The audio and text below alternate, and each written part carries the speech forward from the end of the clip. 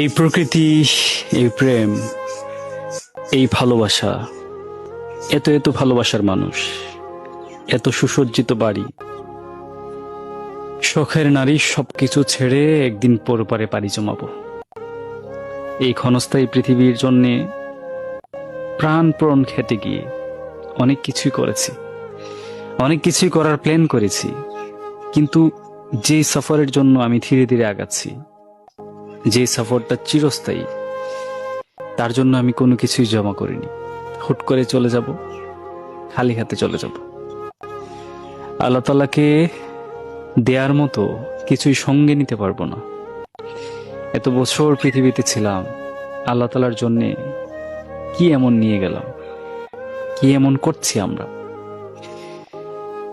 আর সব থেকে বড় কথা হচ্ছে, কিয়ামতের আগ পর্যন্ত, মৃত্যুর পর যে জায়গাটিতে আমরা থাকব, সেটা আমাদের নিজেদের ঘর।